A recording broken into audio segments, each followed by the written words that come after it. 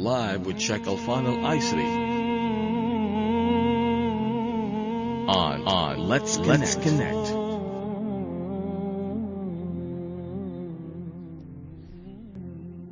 Assalamu alaikum. Welcome to your Ramadan radio program, Let's Connect. We're with you during the blessed month of Ramadan. This is your host, Rima Udia, with the Honorable Sheikh Alfan Al-Aisri taking us through this journey. And with us, the sound engineer, Safiya Al-Habsi. Sheikh Alfan, Assalamu alaikum and welcome. Wa alaikum assalam wa rahmatullahi wa barakatuh. Thank you so much. Thank you, Sheikh Alfan. Yesterday, alhamdulillah, we spoke about dua. Yes. Which is the Arabic word for supplication. Indeed. And a fundamental thing for us to realize from that is that Allah answers all calls. Yeah. He might either answer immediately, Yes. or He might delay it, or He might keep the reward for the afterlife. Absolutely. And that is based on Allah's blessings and knowledge of what's best for us. Including His infinite wisdom. It's infinite wisdom, mashallah. And He gave an example where a child might go to a parent asking for a motorbike, Yes. and the parent knows that it's dangerous for the child right now, or the child is not ready for it. Yes. You've also mentioned to be mentally, physically, and spiritually ready, Indeed. pure, to make the dua more powerful and to connect more strongly with Allah. Yes. And the best way to go about that is to praise Allah, thank Him, show your gratitude, and then we make our request. Yes. You also mentioned moments for us to capitalize on these, which includes between the call of prayers, before sunrise and sunset, after prayer, while fasting, and also during the blessed month of Ramadan, where we tend to be in a more spiritual mode. Indeed, yeah. And before the show, Sheikh Alfan, you shared a beautiful dua with Yes. me, and would love to share the same with the listeners. Well, you inspired me yesterday to think about, we always make du'as in Arabic, Yes. and sometimes our dear listeners who don't understand Arabic maybe do not comprehend the power of du'a. Mm-hmm. So somebody last night asked me to make a du'a for them Very nice. via message. So just before dawn, after having our last meal, Mm-hmm. I sat there writing in a dua and including that person in the dua. And this is how it goes. O Allah, you have commanded us to seek your support through supplication. You have instructed us to make the call directly to you. You promised to answer our calls, to grant our wishes, to fulfill our needs, to shower us with your blessings, to cleanse us from our shortfalls and sins, to elevate us in the ranks of righteous, and to handsomely reward us with happiness, joy, and peace of mind in this life, and with the blissful life in the eternal life. O Allah, our word can do no justice to our calls. Our limited mind cannot comprehend your majestic glory. Our heart cannot express enough our emotions of devotion and love to you. Whatever we do or say cannot demonstrate enough our gratitude for the endless provision from your kind and merciful generosity. O Allah, in this holy month of Ramadan, we beg of you to hold by our hands. Guide us to your straight path. Support us at difficult moments. Rescue us from wrongdoing and from tribulations of life. Inspire us with your wisdom to remain steadfast. Protect us from self-harm and from temptations of the devil's calls. Continue to shower us with your bounties and blessings. O Allah, be with us at moments of loneliness and weaknesses. Let us strive to seek your pleasure with grace and humility. Elevate us in the ranks of believers and the righteous. Purify our acts and character as we engage in our affairs. Let us remain steadfast to noble values of integrity, humility, and purity. Make us resourceful to serve your deen and to serve mankind. Protect us and our beloved ones from all harm. Grant our parents forgiveness and mercy. And above all, Ya Allah, as our life in this dunya ends, grant us permission to enter your blissful Jannat al-Firdaus. Ameen, Ya Rabbal Alameen. Ameen, ameen. Thank you, Sheikh Alfan. Can I have a copy of that? Absolutely, inshallah. Excellent. And the good news for our listeners that we'll also share this with them. This is the first time announcing it. We've just launched a Facebook page MashaAllah. for the show. Yeah. It's facebook.com/321connect. That's the number 3, the number 2, the number 1, and the word connect. CONNECT. So inshallah, the purpose from that we share the learnings, the insights from the show in the Facebook page as well, and where they MashaAllah. can ask us any questions or certain topics. Indeed, MashaAllah. So we hope that page is going to be active for those who have missed the programs, Yes, and it can be maybe a reference to people beyond Ramadan. exactly. So we need to connect throughout the year, Sustain the connection. inshallah. Inshallah. So Sheikh Alfan, this brings us to today's topic, is about relationships. Yes. And it is an area that we often make dua because it's either it goes wrong or we're praying for it to go in a positive way. And today in particular, we'll be focusing on marriage. MashaAllah. Are you ready? Yes, let's go for it. The marital relationship. Yes. And it's common that we get influenced by society or what media tells us or family, friends, and even our own assumptions about marriage. So if I ask you to give us a reality check from your own perspective about marriage, what would that be? نعم. بسم الله الرحمن الرحيم. الحمد لله والصلاة والسلام على رسول الله وعلى آله وصحبه. First of all, we need to understand why people get married. Why marriage has to be part and parcel of life. Almighty Allah mentions in the Quran 5 main reasons as why people have to get married, or why it is necessary for people to get married. 3 of these reasons are combined, are mentioned in one verse, and 2 other reasons are mentioned in different verses. Verse number 1, Almighty Allah says, وَمِنْ آيَاتِهِ أَنْ خَلَقَ لَكُم مِّنْ أَنفُسِكُمْ أَزْوَاجًا. Amongst His signs is this: He created from you mates, or from your other half, a spouse. Why? لِتَسْكُنُوا إِلَيْهَا. Number 1, so that you may find tranquility in that. Sukun, second, tranquility. وَجَعَلَ بَيْنَكُمْ مَوَدَّةً. And He made affection amongst you. He made you to exchange, to have that affection amongst you.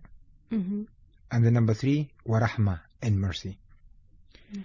So those are the 3 things. One needs to find that tranquility. In other words, peace when they come home. It's a home. It's not a house. It's a home where we need to find that tranquility. Have affection towards each other. It's not love. Allah did not talk about love. Mawadda is different from mahabba. Mawadda is the affection that is based on companionship.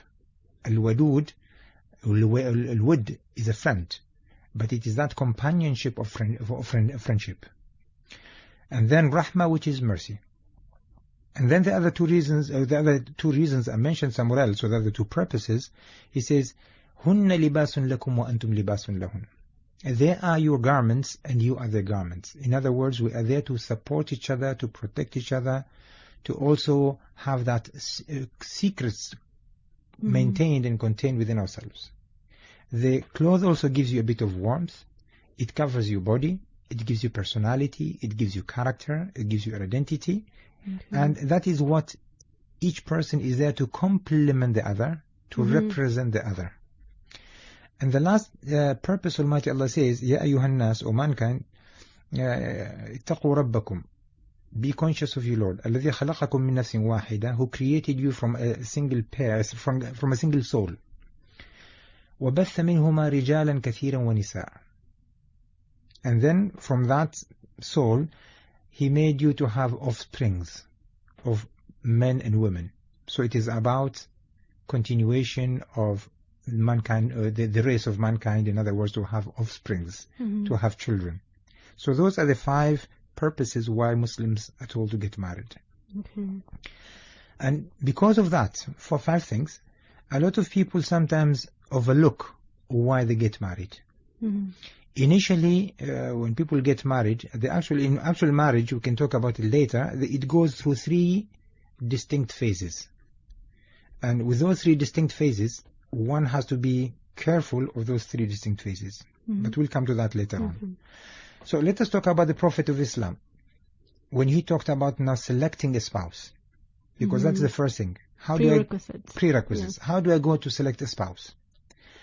In talking about a man, what should women look from a man? The Prophet of Islam said, إِذَا أَتَاكُمْ مَنْ تَرْضَوْنَ دِينَهُ وَخُلُقَهُ فَزَوِّجُوهُ. if a man comes to you and you are so happy, you're so pleased with the way of life, how righteous, how noble person is, and how they steadfast in their relationship with Almighty Allah, deenahu. So the way of life incumbent in that is also being religious. وَخُلُقَهُ, and their manners, their character. فَزَوِّجُوهُ, then marry that person. And how can one know that? By asking. And this is it. So these are the procedures that happen in our society, specifically in Oman. So when a person comes to propose, normally they say, give us a grace period, we'll come back to you. Doesn't get an answer immediately. And then it is the duty of the father to go about and ask about that person. Now, if people go to pray normally in a mosque, that person would already be known. So one of the things that usually fathers look for, which mosque does this person go to? Because that is already one indication that this person is already fulfilling and is honoring the contract with Allah by observing the 5 daily prayers. The Prophet of Islam says, إِذَا رَأَيْتُمُ الرَّجُلَ يَعْتَادَ الْمَسْجِدِ, if you see a man frequently going to the mosque, فَاشْهَدُوا لَهُ بِالْإِيمَانِ, then be a witness that that person has got faith. Because only those who have faith will continuously and sustainably go to offer the prayers in a mosque. So that is one indication to fulfill the first requirement. The second requirement is about interaction, it's about manners, it's about behavior, it's about asking people, what do you know of this person? How do you evaluate this person? What is your opinion about this person? And usually when people are asked that question, and the reason behind it is because of marriage, then people have to give an honest answer. Whether this person is a cheater, whether this person is into drugs, or this person has got moments of rage and anger, whether this person is disrespectful to his parents, disrespectful to other people, or contrary to that, this person is an upright person, very kind, very gentle, very a gentleman personality. So those would come about with people whom he interacts with. And so you know who to ask. Yes, also. and of course, in our society we are all open books. Because of the way we have the family ties and because of the social ties we have, basically people get to know us very quickly. Yep. And so this is from the perspective of what? The man. Yes. Now let us go to the woman. The woman, the Prophet of Islam said, تُنْكَحُ الْمَرْأَةُ لِأَرْبَعٍ, a woman is married for 4 reasons. لِجَمَالِهَا, because of her beauty. وَمَالِهَا, and her wealth. وَحَسَبِهَا وَنَسَبِهَا, and her family ties, her family status, her tribal status. وَلِدِينِهَا, and because of her deen, because of her way of life and her religious devotion. And now the Prophet of Islam said these are the 4. And then he said, فَاظْفَرْ بِذَاتِ الدِّينِ, make sure you win, or make sure you succeed in marrying the person who has got deen, who's got religion. تَرِبَتْ يَدَاكَ, then your hands shall prosper. In other words, if a person has got deen, which is living to the moral values, noble values, then if they are also beautiful, rich, and from a noble family, it's a bonus. But if they don't have religion, then none of them matters. None of them, because a wife is going to be a mother, and mothers are the biggest influencers of children. So that is why the emphasis on the mother. In another common saying that Arabs say, al-ummu madrasa, a mother is a school. So if that mother is upright, if that mother is good with noble values, then definitely that will impact the children. It will impact the raising of the children, and children will tend to be like their mothers. Okay. Yeah. You mentioned, Sheikh Hassan, 3 phases. Yes. Well. Before we get into that, why did the Prophet of Islam mention these 4? This is what the scholars say. Jews tend to go for wealth, because they love money. Christians tend to go for beauty. Arabs tend to go for tribal links. So the Prophet of Islam said, forget what the Jews do, forget what the Christians do, forget what the Arabs do. go for religion. Go for faith. If a woman is faithful, everything else comes. But if one can find a woman that is beautiful, rich, and from a noble family, and is religious, we say that is a jackpot. Go for her, she's everything. Okay. Yeah? So Now that- acknowledge the human nature, what Indeed. people look for. Absolutely. Okay. Excellent. Yeah. So Sheikh Hassan, you mentioned The three phases. the 3 phases of marriage, yes. Yes. 3 phases of marriage is that the first phase is the phase that we refer to as the phase of pre-marriage, the courting period. The courting period is when a man and a woman get attracted to each other. And then they see, you know what, there is something I see in the other person that I like, and the other person sees in the other that I like. So they tend to focus on the common ground that is attractive to both of them. And usually that courting period, following the being a fiancé as well as all the way to the proposal, they tend to be so kind, nice to each other. Okay. They try to be their best in conduct, in manner, in looks, in dresses, etc., in the way they treat each other. They exchange gifts with flowers and in evening dinner nights and A loving phase. wonderful statements. Basically, it is love in the air. That goes all the way to marriage, to the honeymoon. Okay. With honeymoon being over, the reality kicks in. Now they realize I have to be with this person for the rest of my life. And now the woman wakes up in the morning without the makeup, and he wakes up in the morning and says, is this the woman that I got married to, or is this another woman? She wakes up in the morning, at night she hears him snoring in bed, and she says, is this what I've wanted? And now he's got a few bad habits. When he takes off his shoes or his socks, he throws them away, or he doesn't support in cleaning the house, and he doesn't do the house chores and others. And here, the second phase is about to now, they begin to say, what's in it for me? Okay. What am I going to get out of this marriage?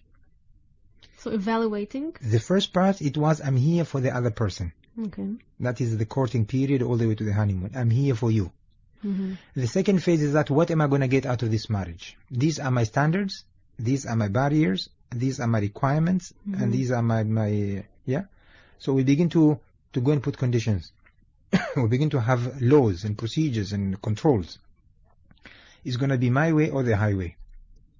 And then when children come, that is the third phase. It is when they shift from what's in it for me to what's in it for our children. So the focus now shifts to children. And usually during that time, love, the emotional love of it, the lustful love has already gone out of the window. And now they just live as companion with maybe good friends, but there's no love in the air anymore. There are no dinner-lit candles. There is no more having those quiet moments. There is no having those moments of love, of romance, and together. And isn't that a neglect from both sides? It could be a neglect from both sides. It could be that the love in the air has already died out, or it has gone out of the window. So one thing we need to talk about marriage, it is the most maintenance intensive relationship. It requires continuous reviving, continuous maintenance. So the question would be, how best can we be good companions to each other and maintain that what Almighty Allah talked about, mawadda, which is affection? How can we feel for each other? How can we then accept each other? How can we exist together and be there for each other, support each other, have mercy on each other? Yes, because you mentioned, Sheikh Hassan, about tranquility, affection, mercy, being garments for one another, and conscious of Allah. So, indeed, why isn't this present in most marriages? In marriage, what I usually tell people who get married, if you want your marriage to survive and to make sure that you live a happy life with peace of mind, 4 things need to be in place. First of all, you need to accept each other unconditionally. Most of the time in marriages we have problems because A man wants to make his wife be like him, and a woman wants to make her husband be like her. They're trying to change each other. They try to And change then- each other. And the whole idea is that you are the other half. You are not the same half. You are the other half. So you are there to complement each other. You are not there to compete with each other. So that's the first thing. Accept your spouse as he or she is without changing them an iota. And then that person, with time, will find ways to try to win the other person, but not to be forced to change. So the first thing we see as a mistake is that the man says, "You're going to do it my way." And she says, "No, you're going to do it my way." And that is the beginning of fights, and that is the beginning of differences, and that is the beginning of quarrels, and that is the beginning of clashes. And then sometimes it gets out of control. Yes. And then it becomes physical, and sometimes they even have to separate, and even the early month of honeymoon. Yeah. So the first one is accept each other unconditionally. Number 2, How can that be achieved if you're not happy with some matters?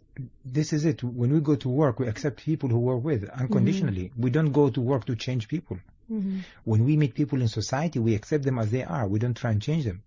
When we have our friends, we accept our friends as they are without changing them. Yeah. So that is the first thing. And with time, the couple will learn on how to adjust, to minimize bits that annoy the other person. And I guess it helps to appreciate the good already. Absolutely. Yeah. Focus on what's the good of the other person rather than what is missing. So accept each other unconditionally. Challenging as it is, but it's doable. Second thing is to forgive each other unconditionally. We all make mistakes. So we need to overlook shortfalls. We need to overlook the small mistakes. And usually in marriage, it's not the big mistakes that cause problems. Usually it is the small things. One drinks a cup of tea or glass of water and doesn't take it from the table. It irritates a woman. Why don't you take your glass out? He comes from work, sits in his comfortable sofa and doesn't find the remote control of television. It's not where it's supposed to be. He looks for it around, he doesn't see it. He blows his top off. Frustrated. Gets frustrated. He comes home and he sees that air conditioner, for example, are all switched on. And then he says, why all of these are on? Without knowing the reason. She comes home and she sees that the house is messed up with children. It's all being messed up. And then so it's all small stuff. It's not big things. It's a daily life matters. It's a daily small mistakes or irritations that eventually develop to become frustrations, and then they develop to become anger, and then they develop to become rage. So if one focuses on mistakes, that is what they're all going to see. So we say in marriage, in order to forgive each other and to accept each other unconditionally, we say in our house, please write a big banner as you enter the house and say, catch me doing something right. Okay. Normally we tend to catch people doing something wrong. And then we let them know that we caught them doing something wrong. And we make a story out of it. We make a hoo-ha out of it. Yeah, drama. And make a drama out of it. Now let us reverse the table. Let us turn the coin around and say, no, instead of me catching you doing something wrong, I'm going to catch you doing something right, and I'm going to tell you. This is what happens in football, as an example. When people score a goal, that is when the whole crowd cheers. Yes. And they all show their maximum happiness and emotion. Same thing. When people do something right, small as it is, especially with children or with the other half, say, wow, wonderful, excellent, magic. Words of encouragement to protect the self-esteem. And that is what we need to do.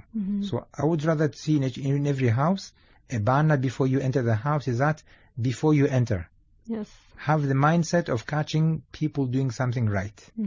That way you do not pay attention to the mistakes or to the small things that irritate you, that are not in order. You're focusing on the right things. The right good things. Okay. The third thing is that we need to support each other unconditionally.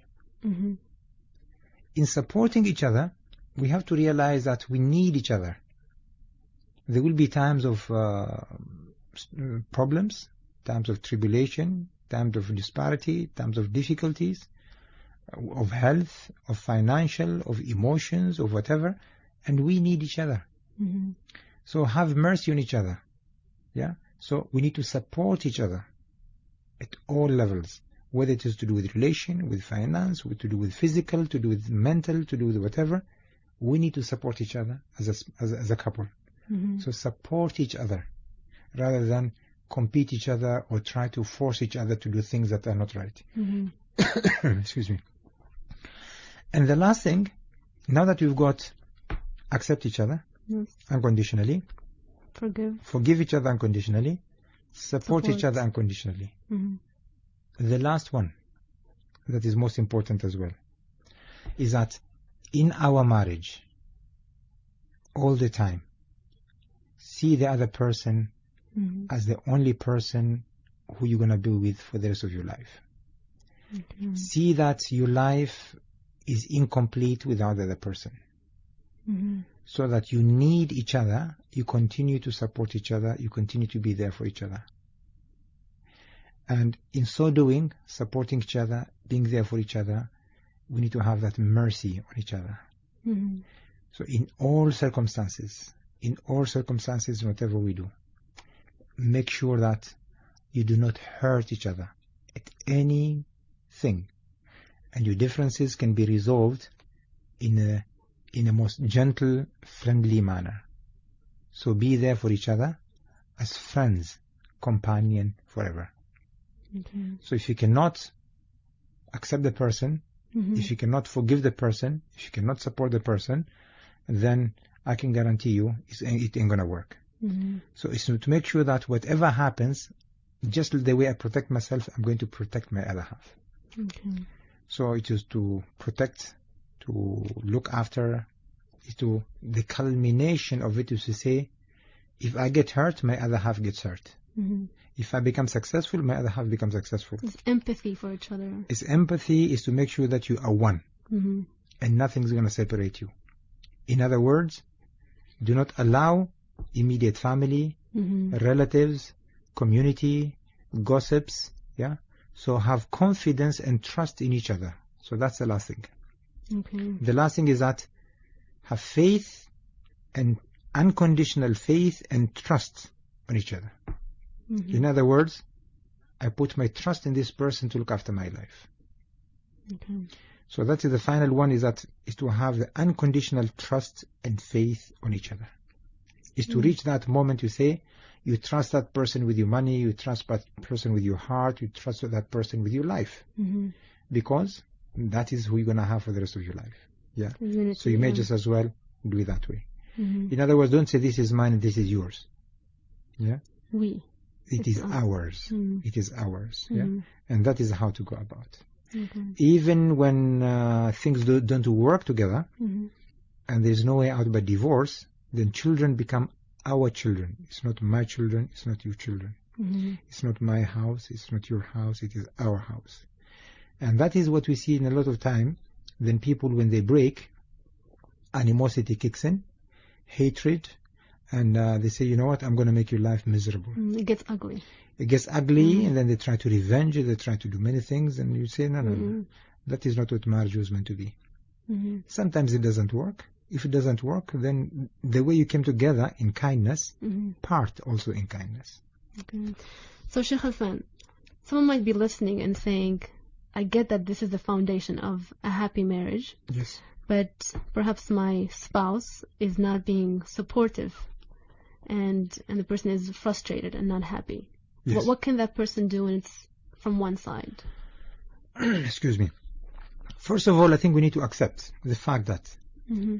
not all marriages are perfect. Mm-hmm. Perfection is not for this life. Perfection is for the life of hereafter. So we see that even the Prophet of Islam in his marriage, Mm-hmm. he also had marital problems with his wives. Mm-hmm. So that is a normal fact of life. And with that normal fact of life, there will be times when things go wrong, when things go sour. Mm-hmm. As long as we do not allow our emotions to override and to hijack our relationship, Mm-hmm. then we need to maintain our coolness and resolve matters in a mature way. We have a call, Sheikh Alfan. Okay? Assalamu alaikum. وعليكم السلام ورحمة الله وبركاته. أهلا. How are you? Alhamdulillah. Yourself? Alhamdulillah. Assalamu alaikum Sheikh Alfan. وعليكم السلام Your good وبركاته. name? حاتم. Hatem al salam. أهلا بيك أهلا بيك. Recognize the voice. Yes. Alhamdulillah. Alhamdulillah Rabbil Alamin. I wanted to add something. Today's show is very interesting, mashallah. It's about marriage and relationships. Yes. Jazakallah And khair. maybe the Arab and Islamic world is suffering now from very poor marriage relationships and a very high rate of divorce. Yes. Correct. And in my personal opinion and in my personal experience, I've been married for the past 11 years. Is that the second wife 11 months? You living it? 11 years. Pass so 11 fast. years. So Don't there is get no. into trouble, Sheikh So there are no secrets here, huh? Okay, Open book. we'll accept that. Okay. The three things that helped me in my marriage, first, of course, is the tawfiq of Allah subhanahu wa ta'ala. Yes. And the second one is the advice from my parents. My parents really had a long talk with me before I decided to get married. Okay. And they gave me, the advice and the benefits and responsibilities of being a good husband. Yes. And that really helped me in my marriage. And the other thing is the wasiyah of the Prophet ﷺ, which is al-ihsan, being kind to your family members. And when you're kind, other people might see it as weakness, but it's not a weakness. It helps in many things. Now, for example, when I see something bad in my wife or something I don't like, I write her a note or a message. Okay. And I explain my feelings. Okay. And then when I go back home, it ends there. So she responds to my messages, and it ends there. We don't have an argument. We don't have a fight.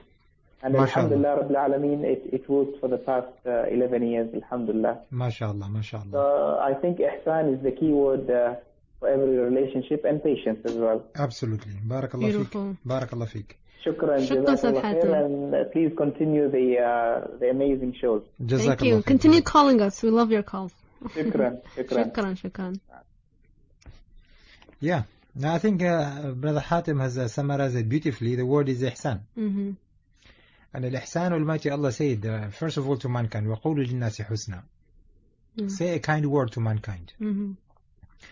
And then in our relationship also, al-ihsan has to be there all the time. Al-ihsan is basically to go beyond the call of duty. Mm-hmm. What is going beyond the call of duty is to say, you know what, because I care for this person, I'm going to do more to try and win the other person. And I like his approach of when things are not right, Yes. he sends a message first, Mm-hmm. and that way then he also has vented off maybe his frustration, or he has posed his problems that he's unhappy with, and she's got time to read it. Yes. And that way, in doing that, whatever emotions they have, they can begin to dissipate. So by the time they meet together, the emotions are already out of the window. They have already absorbed the message. And that way then they can begin to adjust to whatever issues that have happened. One of the things that I found to be very successful in the early part of marriage, at the courting time, during the honeymoon, what I usually encourage a couple is for each to get a piece of paper and just to divide that piece of paper into two. So each person will have a page, one paper that is divided into two. And then on one side they'll say, these are the things I like in you. Okay. Yeah. So they will say, these are the things I have seen in you and I like in you, or I love in you. So they will write those things. The other say, they say, these are the things that makes me unhappy. Okay. So it's not about the thing I hate.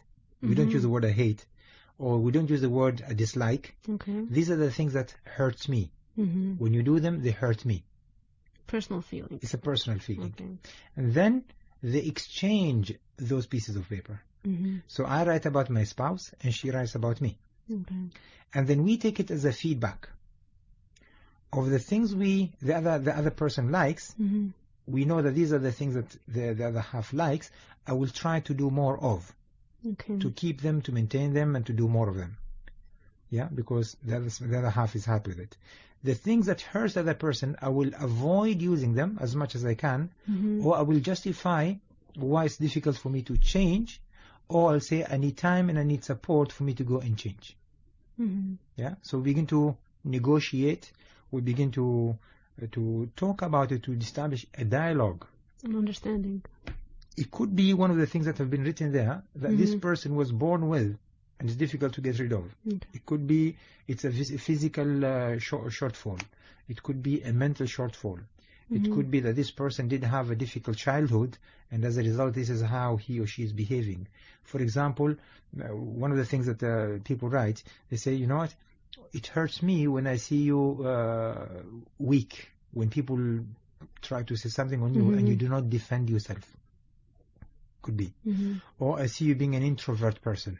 You're not extrovert. You're not lively. You're not sociable. You're not that. Those things could be that this person is like that because of a difficult childhood. Or sometimes it could be that this person is argumentative. When you become argumentative, it hurts me. It could be because of childhood, that this person was alone and had to fight for himself to survive.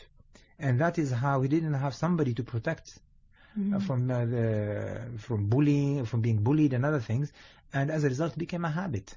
So I think there are things that could be difficult to go and change in a person, but as long as we understand why this person is behaving in specific manners, and there's good intentions behind it, we may be able to accept. So by having those two lists, at least we understand where each stand and where each likes as well as what hurts the other person. Yes. And I believe it's important, Sheikh Affan, during this period to be yourself. Yes. The initial period. Many try to put across a certain image. Yes. And I think that's what brings the challenge afterwards. Absolutely. It's during the faking time. The faking time to try to impress the other person usually could lead also to difficulties, could lead to disappointments in the future. Yes. For both sides. Absolutely. Yeah.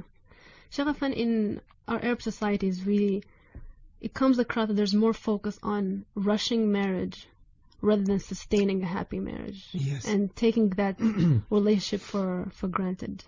So how can we ensure as society, as individuals, not to fall into that trap? Yes, an element an element of rushing a marriage is not a bad thing, because youngsters as they are full of energy, and with that energy also they need fulfillment, and opposite attract.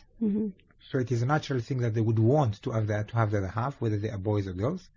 So immediately after the teen period, everybody desires, men and women, they desire that intimate connection.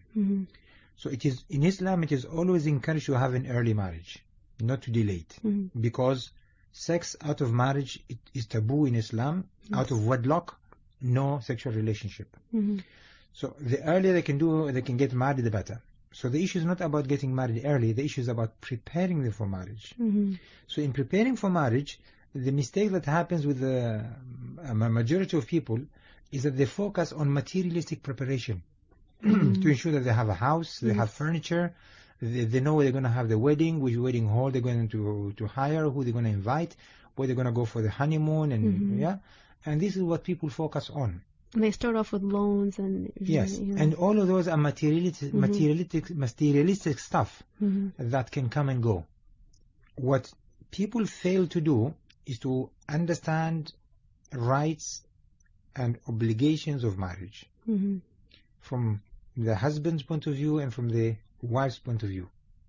So some societies, they have a course where people attend, and in there they go and learn duties of a husband and duties of a wife, obligations of a husband, obligation of a wife, rights of a husband and rights of a wife. And they clarify that in the context of Islam and the context of law, for them to understand exactly what are they getting themselves into.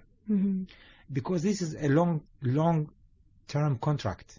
It's a lifelong contract. And usually in business, people don't get into a lifelong contract without knowing all the contractual obligations. The purpose, understanding. So they need to go and read all the articles, understand exactly, and if they get into difficulties, if they get into argument or differences, how to resolve those. So it is very important for people to educate themselves.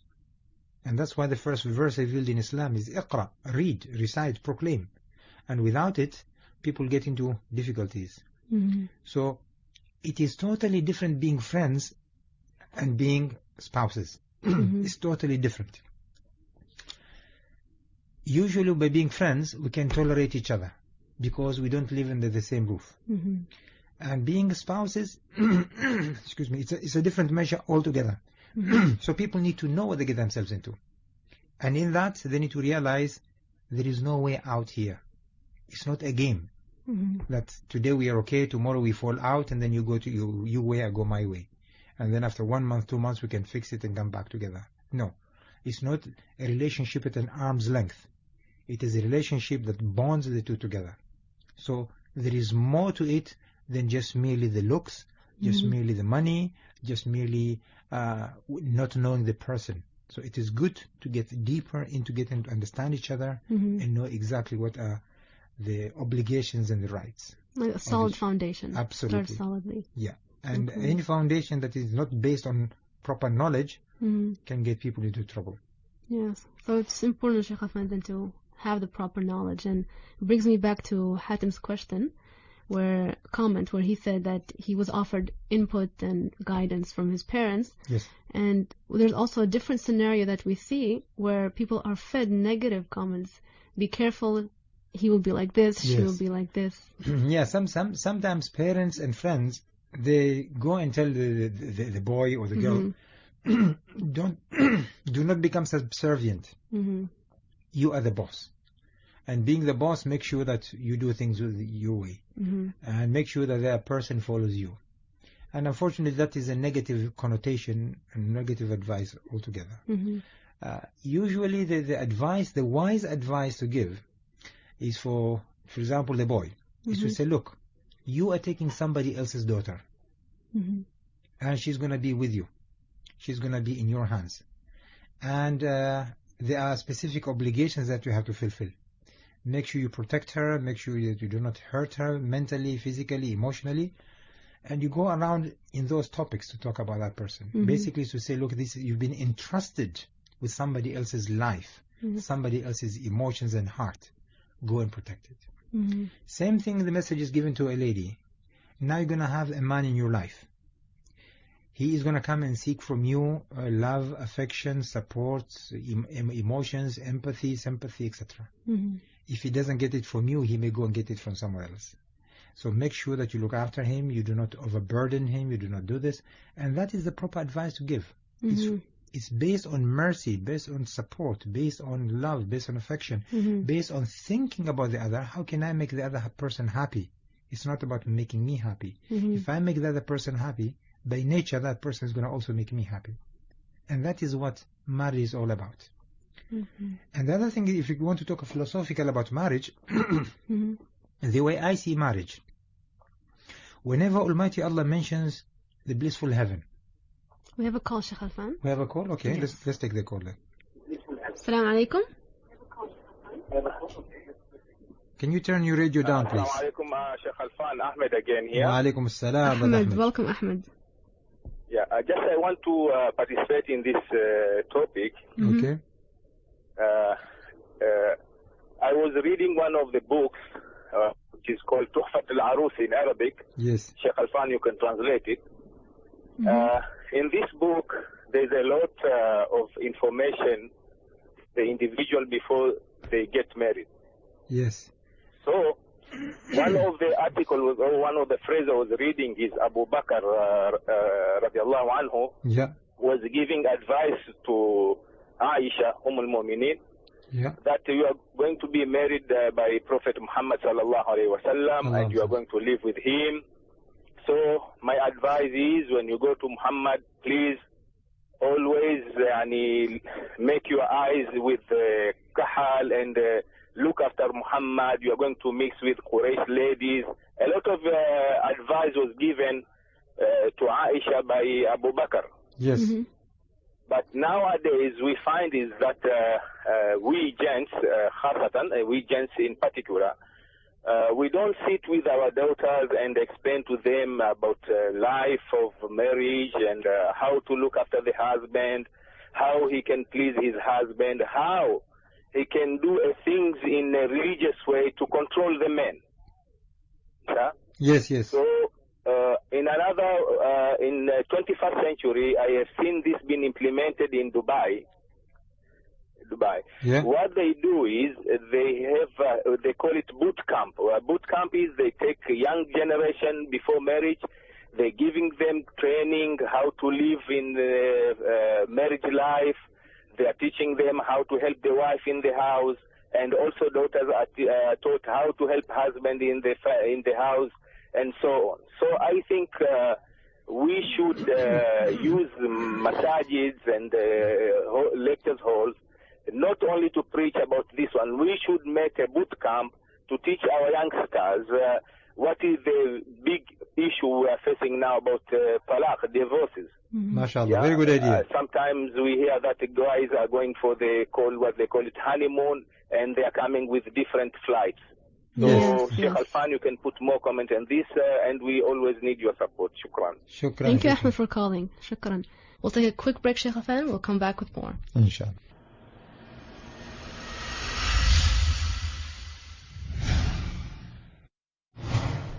On the authority of Anas, may Allah be pleased with him, who said, "The Messenger of Allah, peace and blessings of Allah be upon him, said, make things easy and convenient. Don't make them harsh and difficult.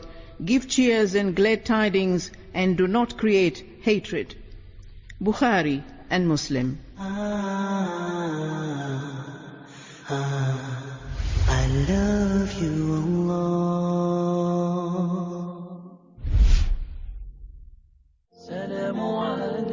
This is Radio Sultan of Oman 19. Welcome back to your Ramadan radio program, Let's Connect.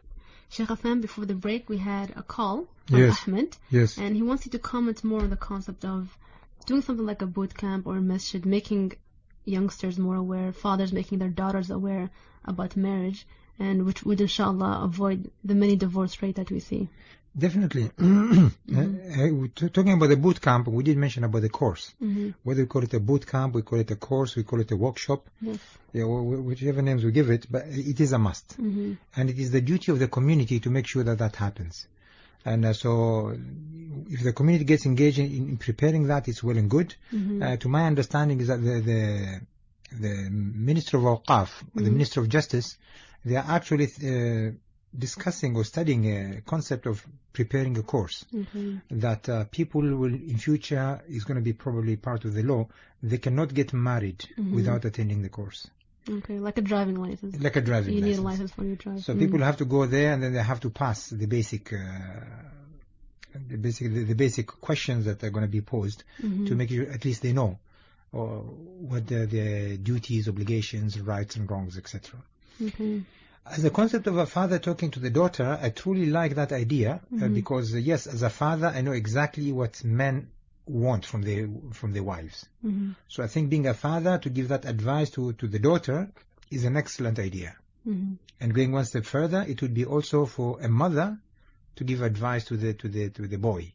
And then because the mother knows exactly what a woman is looking for from a husband. So I think that idea, difficult as it is, because we still have that element of shyness and of tradition and culture. We're talking about these subjects is not considered to be something to be entertained. But again, the Prophet of Islam said there is no shyness in religion, in doing things right. So it's good to let people know what to do and what not to do. Okay, we have a call, Sheikh Alfan. Assalamu alaikum. Assalamu alaikum. I think we lost the call. Hello. Assalamu alaikum. Yes, we can hear you.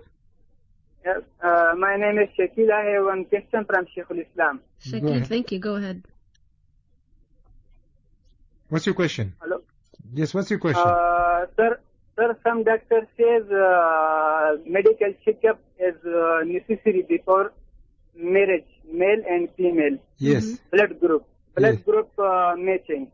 Yes. But most of Muslim community are not agree in this opinion. So what would you say about this? Inshallah. Thank you for that. Thank you, Shakil. Alaikum salam. Yeah, and I think Shakir is ahead of us. One of the other prerequisites we're going to talk about is the medical checkup. Yes. It's basically to make sure that when children, the offsprings come, they do not have those diseases that are inherited by their parents, and to make sure that yes, it's the blood group and it's all these chronic diseases, whether it is thalassemia, whether it is diabetic, whether it is other disease as well. It's good to make sure that people do the medical checkup not before marriage. What is being discussed at the government level is for that to happen during secondary school. So that everybody has to go through a medical checkup for them to know exactly who they are and what they have and who they cannot marry to. So for example, they say if you are this blood group, you ought not to get married to someone who's got this blood group. Or because you have 50% possibility of having thalassemia or hepatitis or whatever illness it is, it would be encouraged not to go and marry someone who also have the same genes. So that is already known well before people get engaged and people begin to have the feeling for each other. Yes. So from the beginning, they would know that this person would be right and this person would be right. Because it's difficult already when people have already agreed to get married. Yes, emotions are involved. Emotions are already involved, and suddenly they get shocked by doctors who say, you know what, you're not fit for each other. The pain is more. So the earlier people do, the better it is, knowing who they can marry and who they cannot, with regard to the physical health and the biological health. Yes. Okay. So having awareness from before. Yes. Excellent. Now, Sheikh Hassan, before we had the call, you were talking about your philosophical perspective on marriage. My philosophical perspective is that every time Almighty Allah mentions Al-Jannah, mentions Firdaus in paradise, He mentions it with the concept of with a spouse. Udkhulul jannata antum wa azwajukum. Be granted to enter the blissful paradise with your spouse. Innal muttaqina fi jannatin wa ayun. إن المتقين في جنات إن المتقين مفازة حدائق وعنابة وكواعب أترابا. The successful ones are in the gardens of heaven, drinking beautiful drinks there and with a spouse. So it's always with the spouses are mentioned. And in that concept, what Allah wants us to do is to taste the blissful heaven in this dunya. To taste elements of that bliss. And the only way to do it is when either romance or when affection is there and people are supporting each other. So marriage, in actual fact, our homes, and because of tranquility, ought to be a seclusion, ought to be places of solace, ought to be places of tranquility, peace, harmony, affection, where someone truly looks forward to go to. Yeah. So it's not a place that I go there and when I go home then I find a war has been already raged against me before I enter. It's not a place where to have arguments. It's not a place where to go and publicly in front of children and other and go and display our differences and begin to shout and throw words at each other. That is a house. A home is something else. So if we cannot find that tranquility and you don't look forward to go to our homes, then something is wrong. Fundamentally, something is wrong fundamentally. So it should be like heaven on earth. Heaven on earth. Yes. Absolutely. That is the right word. Our homes ought to be heaven on earth. Inshallah. Yeah. Now, Sheikh Hassan, if someone is listening right now and they feel they're stuck in a marriage, what key tip would you give them whether they want to improve it? What key tip would you give? I think first of all is to go and question the differences that they have. Do they have differences because of ego? Okay. That ego has been hurt? Or do they have differences because there are some serious fundamental issues in that relationship? So you have to differentiate between the two. 80% of the time it is all to do with ego has been hurt. And I don't want to lose.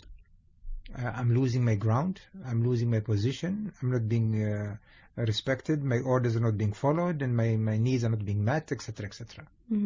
Rarely it would be because of character, because of manners, because of being unfaithful and being disrespectful. Rarely. although there are some cases.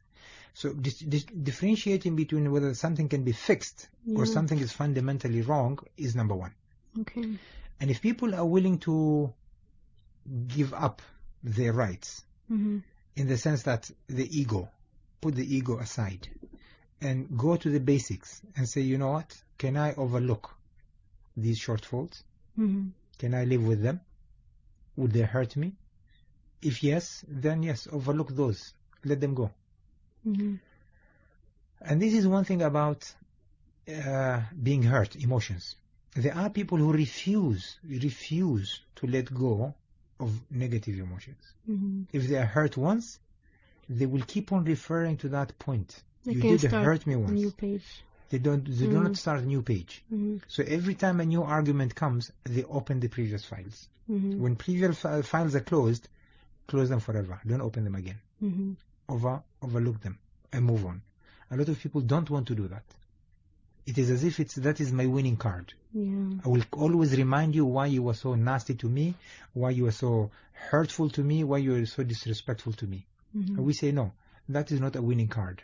That is a losing card, because it will activate again previous stories and emotions. So the best thing to do, take day by day. Wake up in the morning, it's a new chapter. Be nice to each other, kind to each other, support each other, accept each other, and overlook the shortfalls. And that will continue. There's a beautiful story that I read once where a daughter said, my father used to work very hard. And when he comes home, the first thing he does is that we have a meal together. Yeah, we have a family dinner. And he said, one night, I don't know what happened to my mother. She burned, the bread was burnt. And when she presented to the father, and the girl said, I was expecting my father to blow out, of anger, because he got home tired and he was hungry, and now he's getting burnt food. But he said, my father was talking to me, and he was eating that bread, as if he hasn't noticed. We have a call, Sheikh Alfan. Okay, let's take the call and we'll complete the story. Assalamu alaikum. وعليكم السلام كيف الحال؟ الحمد لله, we're fine. Your good name? سالم البطاري. السلام عليكم شيخ الحال. وعليكم السلام ورحمة الله. Good. Before I go ahead with my question, yes, I would like just to, it's kind of a request. Okay. Like, why do we continue having such good topic only during Ramadan? Why isn't there, perhaps tapes or CDs or perhaps books of such topics that can be available to me or to anybody, whether in the bookshops or anywhere else? Yeah, okay. Good question. Jazakallah khair. We'll try to answer that. This is one. Inshallah. So, my question. I've got a colleague of mine, Omani Muslim. Yes. Who was in a long relationship with, unfortunately, non-Omani women, kind of, and unfortunately it did not work. So, let's look into a religion path, because there are different, those that we see that Muslims can marry to two religions, that the Jews and Christians. The woman, she was a Christian, and so is this correct? Can you Sheikh Alfan, give a little bit of perhaps guidance and all that? About marrying a Christian woman? Yeah. Okay, inshallah. Are we allowed or are we not allowed? And if we are, in what condition and all that? Okay.